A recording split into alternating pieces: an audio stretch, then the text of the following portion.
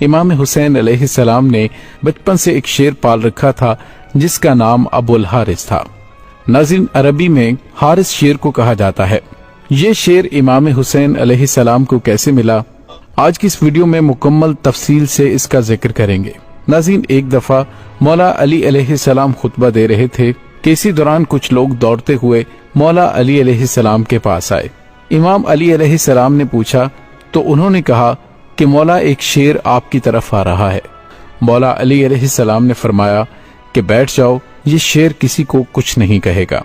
ناظرین، یہ بات ابھی ختم نہیں ہوئی تھی کہ ایک بہت بڑے شیر نے امام علی علیہ السلام کے قدموں میں سر رکھ کر سلامی دی۔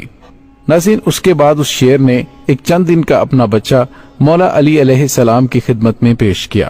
شیر نے اپنی زبان میں مولا علی علیہ السلام سے کہا کہ مولا، میں اس بچے کا باپ نہیں، اس کی ماں ہوں، اس بچے کا باپ مر چکا ہے۔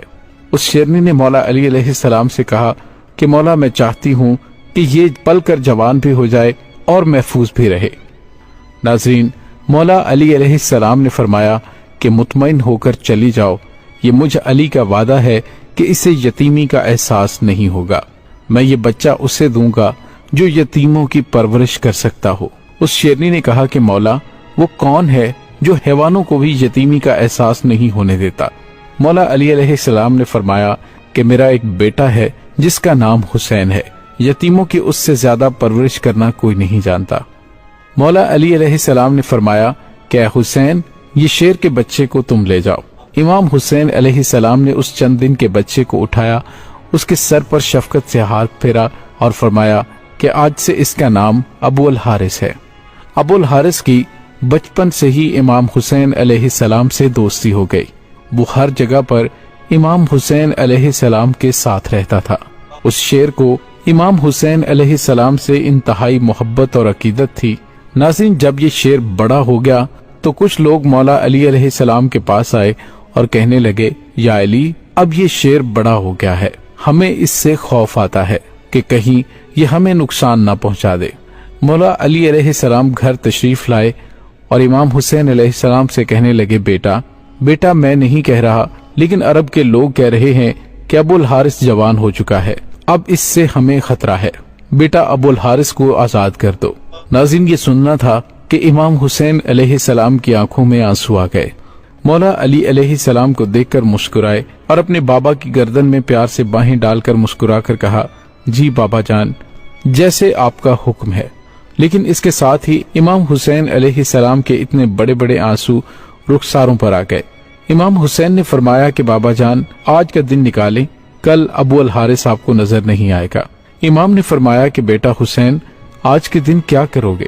امام حسین علیہ السلام روئے اور فرمایا، بابا جان دیکھیں، باہر شام ہو گئی ہے اور یہ وقت کسی کو گھر سے باہر نکالنے کا نہیں۔ مولا علی علیہ السلام نے امام حسین کو سینے سے لگایا۔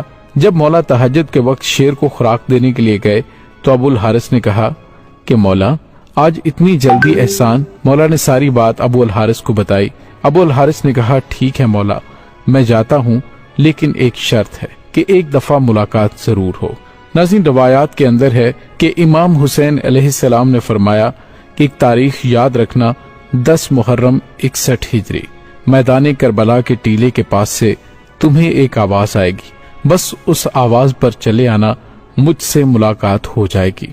ابو الحارث نے کہا، مولا، آواز کون دے گا، آپ؟ تو آپ نے فرمایا نہیں۔ ابو الحارث نے کہا، آپ کے بھائی عباس؟ آپ نے فرمایا نہیں۔ تو پھر امام حسین علیہ السلام روئے اور فرمایا، میری 4 سال کی بیٹی سکینہ تمہیں آواز دے گی یا پھر ہماری اماں فضہ تمہیں آواز دیں گی۔ ناظرین، آج بھی کربلا معلیٰ میں وہ مقام موجود ہے جہاں کھڑے ہو کر بی بی فضہ نے ابو الحارث شیر کو آواز دی تھی۔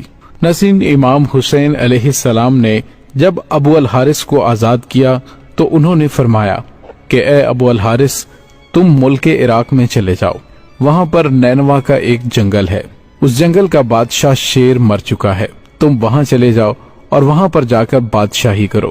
ناظرین، یوں امام حسین علیہ السلام کا حکم مان کر ابو الحارث مدینہ سے چلا گیا۔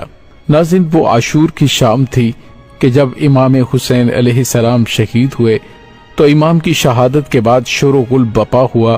عمر ابن سعد لعین کا حکم تھا کہ امام حسین علیہ السلام کی لاش پر گھوڑے دوڑا دیے جائیں اور لاش مبارک کو پامال کر دیا جائے۔ یہ آواز سن کر اہل حرم میں قیامت برپا ہو گئی۔ جیسے ہی افواج اشقیاء کے اندر یہ اعلان ہوئے تو بی بی فضا حضرت بی بی زینب خاتون سلام اللہ علیہا کے پاس آئیں اور کہنے لگی کہ اے میری پاک سیدہ، رسول خدا صلی اللہ علیہ وآلہ وسلم کے ایک صحابی تھے جو سمندر میں سفر کر رہے تھے کہ اس کی کشتی ٹوٹ گئی۔ وہ کشتی کے ایک لکڑی کے تختے کا سہارا لے کر ایک جزیرے میں پہنچا۔ اس ویران جزیرے میں اس نے ایک شیر کو دیکھا۔ وہ شخص شیر کو کہنے لگا کہ مجھے اذیت مت دینا، میں رسول خدا صلی اللہ علیہ وآلہ وسلم کا غلام ہوں۔ تو اس شیر نے جیسے ہی اس صحابی کی بات سنی تو وہ اسے مارنے کی بجائے وہ اسے صحیح راستے پر لے گیا۔ بی بی فضا نے فرمایا، اے میری پاک سیدہ، اس علاقے میں بھی ایک شیر رہتا ہے، آپ مجھے اجازت دیجئے میں اس شیر کے پاس جا کر اسے بلاتی ہوں اور ظالموں کے ارادے سے اسے آگاہ کرتی ہوں۔